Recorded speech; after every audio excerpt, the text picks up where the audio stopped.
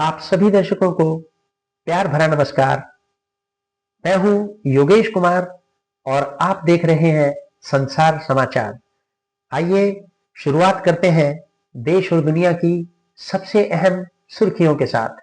सबसे पहले बात उस महान क्रांतिकारी की जिनके बलिदान को देश कभी भुला नहीं सकता। पूरा राष्ट्र आज शहीद उधम सिंह के 87वें शहीदी दिवस पर उन्हें श्रद्धा सुमन अर्पित कर रहा है। अब राजधानी दिल्ली का रुख करते हैं। मुख्यमंत्री रेखा गुप्ता ने विद्या वाहिनी योजना के तहत सरकारी स्कूलों की 3000 छात्राओं को साइकिलें वितरित की। इस पहल का उद्देश्य छात्राओं की शिक्षा को और अधिक सुलभ तथा सुविधाजनक बनाना है। झारखंड से खबर है कि भाजपा सांसदों ने जेपीएससी पेपर लीक मामले की सीबीआई जांच की मांग को लेकर जोरदार प्रदर्शन किया। तमिलनाडु के कन्याकुमारी में ट्रैफिक नियमों के पालन को और प्रभावी बनाने के लिए पुलिस ने 10 नए स्थानों पर एआई आधारित यातायात उल्लंघन पहचान प्रणाली लागू कर दी है। अब महाराष्ट्र से एक बेहद दुखद खबर। भिवंडी में 4 मंजिला इमारत ढहने से 9 लोगों की दर्दनाक मौत हो गई।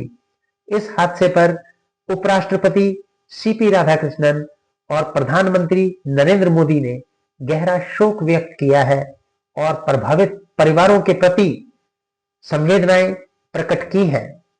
तमिलनाडु के कोलाथुर में इलेक्ट्रॉनिक वोटिंग मशीन यानी ईवीएम की जांच दूसरे दिन भी जारी रही। आकाशवाणी महानिदेशक राजीव कुमार जैन ने कहा है कि बदलते दौर में भी आकाशवाणी आइजोल मिजोरम के लोगों के लिए सूचना का सबसे विश्वसनीय माध्यम बना हुआ है। ओडिशा में लगातार बारिश के कारण महानदी का जलस्तर तेजी से बढ़ रहा है, जिससे कई इलाकों में हालात गंभीर बने हुए हैं। अब खेल की खबर। भारत के सबसे पुराने फुटबॉल टूर्नामेंटों में शामिल 135वां डूरंड कप आज शिलोंग में शुरू हो रहा है। केरलम के मछुआरों के लिए राहत की खबर है। समुद्र में मछली पकड़ने पर लगी मौसमी रोक आज से हटा दी गई है। नीति आयोग के सदस्य डॉक्टर अरविंद विरमानी के नेतृत्व में एक उच्च स्तरीय प्रतिनिधिमंडल आधिकारिक दौरे पर पुदुचेरी पहुंचा है। राष्ट्रपति द्रौपदी मुर्मू ने अटल नवाचार मिशन के जमीनी स्तर के नव प्रवर्तकों से मुलाकात कर उनके नवाचारों की सराहना की। प्रधानमंत्री नरेंद्र मोदी ने ग्लासगो राष्ट्रमंडल खेलों में भारोत्तोलक लवप्रीत सिंह को रजत और डिस्कस थ्रो खिलाड़ी सीमा कालीरमन को कांस्य पदक जीतने पर बधाई दी है। रक्षा मंत्री राजनाथ सिंह ने पूर्व सेना प्रमुख जनरल विश्वनाथ शर्मा के निधन पर गहरा शोक व्यक्त किया है। संसद के दोनों सदनों की कार्यवाही विपक्ष के हंगामे के कारण दिन भर के लिए स्थगित रही। केंद्र सरकार ने स्पष्ट किया है कि एथेनॉल मिश्रित पेट्रोल कार्यक्रम से देश की खाद्य सुरक्षा पर कोई प्रतिकूल प्रभाव नहीं पड़ रहा है। हैदराबाद पुलिस ने प्रधानमंत्री नरेंद्र मोदी से संबंधित आपत्तिजनक सामग्री प्रसारित करने के आरोप में मेटा इंडिया के अधिकारियों के खिलाफ एफआईआर दर्ज कर ली है। आयुष मंत्रालय और इंडिया एआई ने आयुष क्षेत्र में कृत्रिम बुद्धिमत्ता आधारित नवाचार को बढ़ावा देने के लिए एक महत्वपूर्ण समझौता ज्ञापन पर हस्ताक्षर किए हैं। महिला एवं बाल विकास मंत्रालय कल से देश भर में विश्व स्तनपान सप्ताह की शुरुआत करेगा। केंद्रीय मंत्री पीयूष गोयल ने कहा है कि वैश्विक औषधि विनियामक सम्मेलन 2026 अंतरराष्ट्रीय सहयोग को नई मजबूती देगा। वहीं केंद्रीय मंत्री डॉक्टर मनसुख मांडविया ने रोजगार सृजन के लिए उद्योगों के बीच बेहतर समन्वय को आवश्यक बताया है। महिला एवं बाल विकास मंत्री अन्नपूर्णा देवी ने महिलाओं और बच्चों की सुरक्षा के लिए सभी नागरिकों से मिशन शक्ति ऐप डाउनलोड करने की अपील की है। प्रधानमंत्री नरेंद्र मोदी कल आंध्र प्रदेश और कर्नाटक के एक दिवसीय दौरे पर रहेंगे।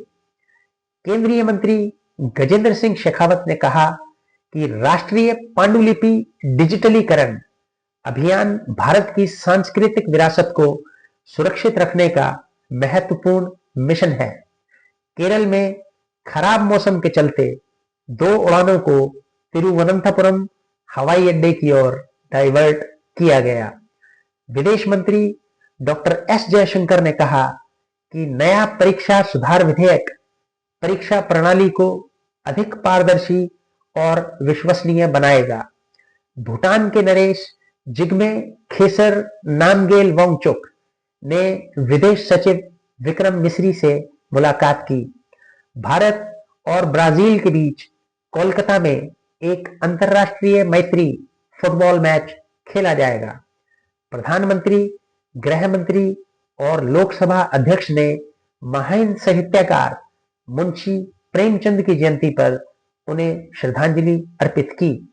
मौसम विभाग ने गुजरात और मध्य महाराष्ट्र के कई हिस्सों के लिए भारी बारिश का रेड अलर्ट जारी किया है। संसद ने लोक परीक्षा अनुचित साधन निवारण संशोधन विधेयक 2026 पारित कर दिया है। प्रधानमंत्री नरेंद्र मोदी ने इसे परीक्षा प्रणाली को और अधिक मजबूत बनाने की दिशा में महत्वपूर्ण कदम बताया है। खेल जगत से एक और बड़ी खबर। वरिष्ठ भारतीय बल्लेबाज अजिंक्य रहाणे ने अंतर्राष्ट्रीय क्रिकेट से संन्यास लेने की घोषणा कर दी है। अब अंतर्राष्ट्रीय खबरों की ओर रुख करते हैं।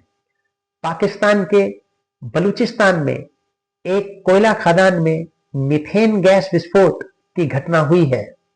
मालदीव की भुगतान प्रणाली फवारा अब भारत की यूपीआई से जुड़ गई है, जिससे दोनों देशों के बीच डिजिटल भुगतान और आसान होगा। स्पेन के सियूटा क्षेत्र में पहुंचने की कोशिश के दौरान 18 प्रवासियों की मौत हो गई। पाकिस्तान के ब्रॉड पीक में हिमस्खलन के बाद नेपाल के पर्वतारोही निर्मल पुरजा सहित 10 पर्वतारोही लापता हैं। पाकिस्तान के कब्जे वाले जम्मू कश्मीर में नागरिकों पर सुरक्षा बलों की कार्रवाई के बाद विरोध प्रदर्शन तेज हो गए हैं। अमेरिका के नेशनल साइंस फाउंडेशन ने एक कंप्यूटर विज्ञान प्रोफेसर को $5,28,000 का शोध अनुदान प्रदान किया है। सऊदी अरब और 13 अन्य देशों ने एक बहुराष्ट्रीय समुद्री रक्षा गठबंधन का गठन किया है। वहीं इराक ने अमेरिकी सऊदी हमले की जानकारी होने संबंधी सभी दावों का खंडन किया है। फिलहाल आज के समाचार बुलेटिन में इतना ही। अगर आपको ये बुलेटिन पसंद आया हो तो हमें सब्सक्राइब कीजिए और जुड़े रहिए हमारे साथ। नमस्कार।